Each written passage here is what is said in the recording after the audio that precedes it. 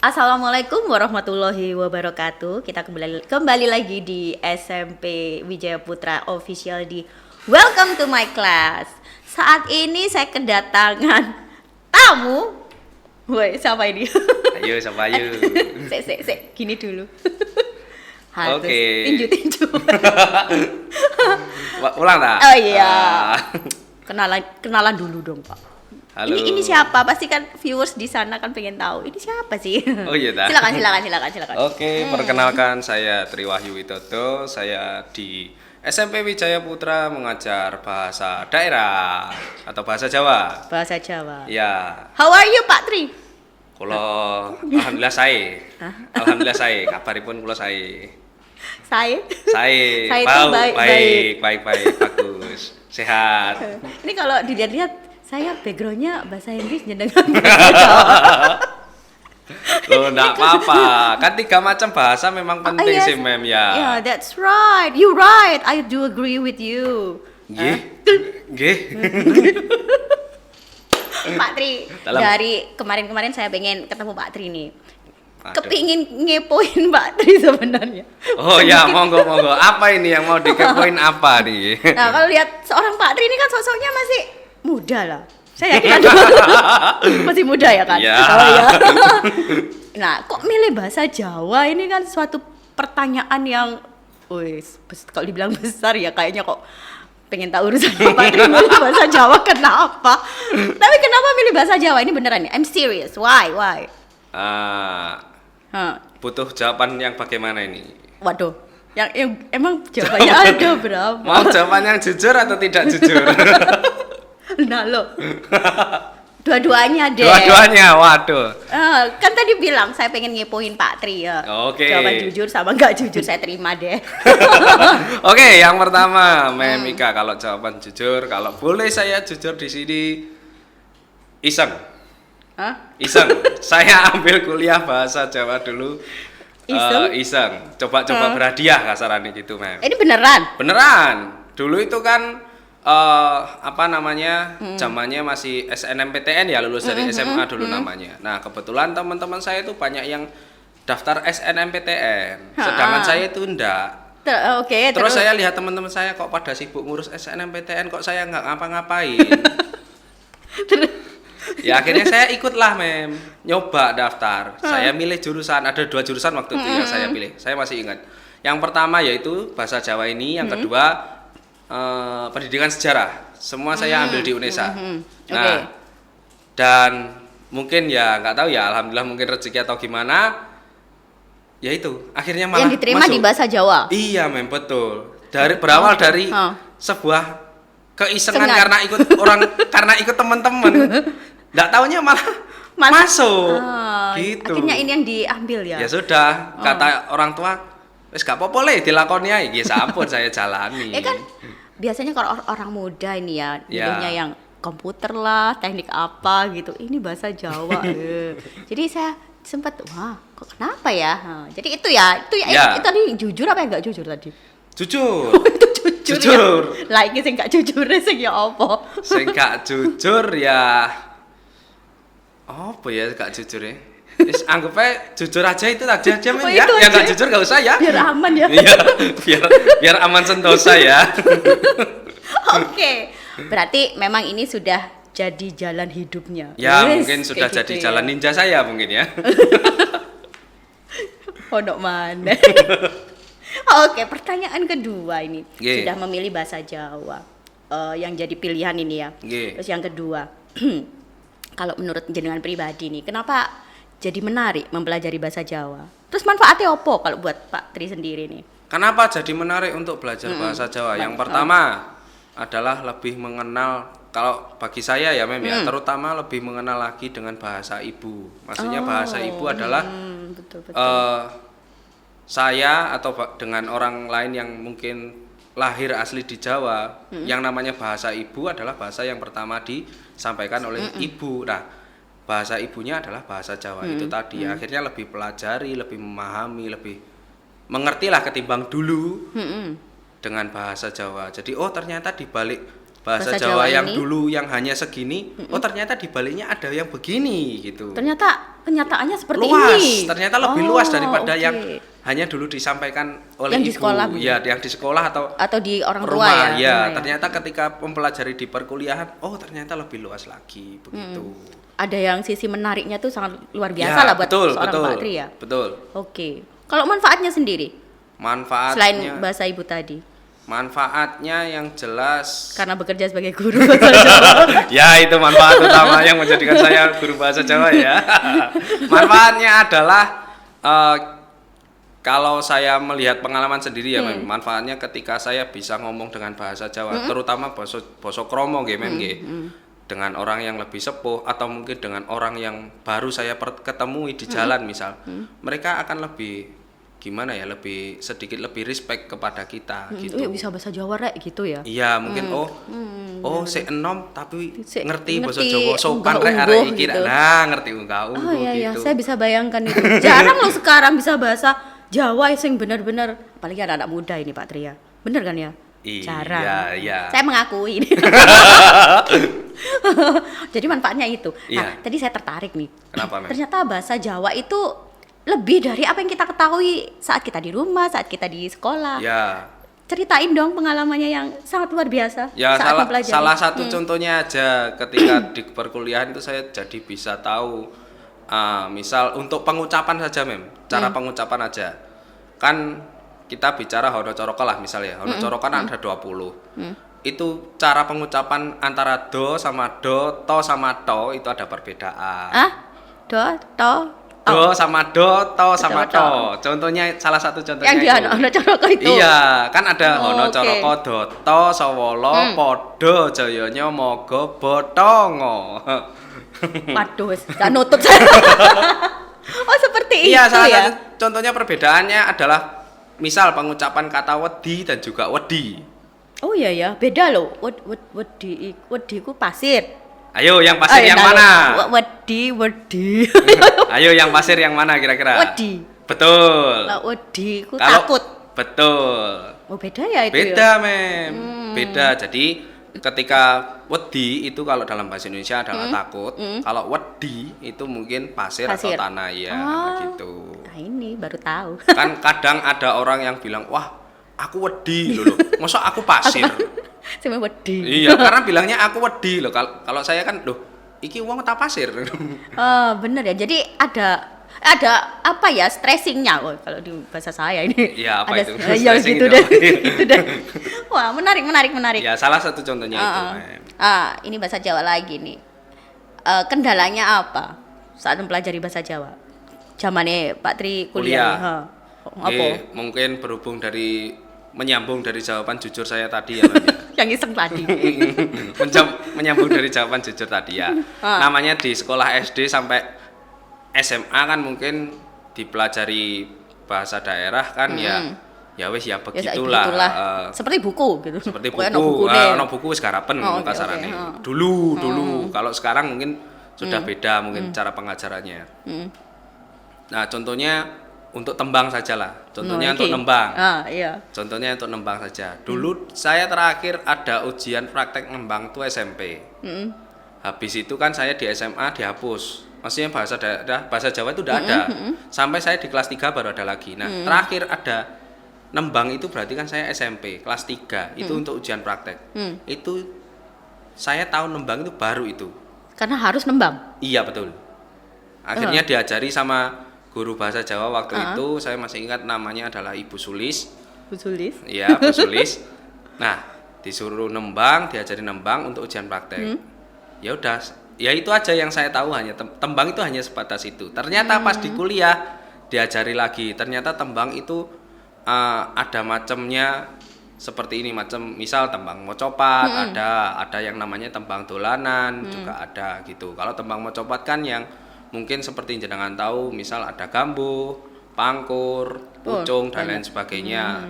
Lalu kalau beda lagi dengan tembang dolanan. Kalau tembang dolanan kan biasanya dinyanyikan oleh anak-anak ketika bermain. Misal kayak cuplek-cuplek suweng, suwe ora jamu, atau kupu kuwi, dan lain sebagainya. Gitu. Jadi kendalanya moro-moro dikongkon apa mau Ya nembang nembang gitu kan kaget. Itu salah satu mata kuliah wajib saya dulu. Oh, itu wajib ya? Iya, mata kuliah wajib itu dulu. Saya pengen denger Pak Tri nembang ini ya. Wah. Sik. Pikirin dhisik arep nembang apa. Oke, kita siap. Break dulu biar Pak Tri prepare. Oke. Ya, kita kembali lagi bersama Pak Tri di sini. Aduh. Lanjutannya tadi, saya menantang Pak Tri untuk nembang. Monggo Pak Tri, maaf kalau mungkin suara saya agak fales atau kadang nggak sesuai dengan titik larasnya. Saya persiapan mendengarkan ini. Oke. Kadang soalnya menyesuaikan titik laras tuh. Titik laras itu apa? Kalau di lagu-lagu yang biasa itu kayak do re mi fa sol la si do. Oh, do re. Oke. Silakan. Oke, nyoba Sekar Kambuh aja. Sekar Kambuh ping catur, kang cinatur polah kang kalantur, tanpa tutur, katulo-tulo katali. Kadaluwarsa katuto kapatuh dadi awon. Ya, seperti itulah contohnya ya, Mem ya. Baik, Kak ngenaki saya tuh lagi membayangkan jadi seorang putri keraton kok jenengan malah berhenti. Ya. Saya sudah kemana-mana imajinasinya tadi. Ya memang gabut memang sampai di situ. Oh, situ aja. Iya.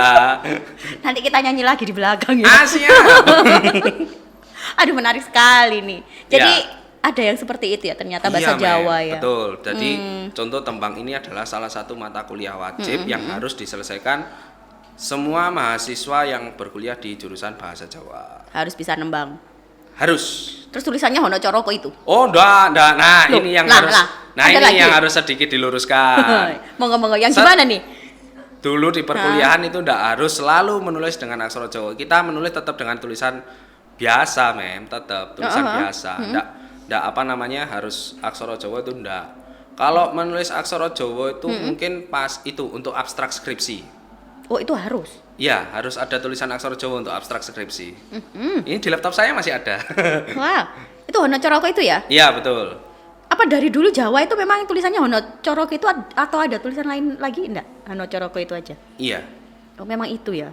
Ya, Jawa. Iya.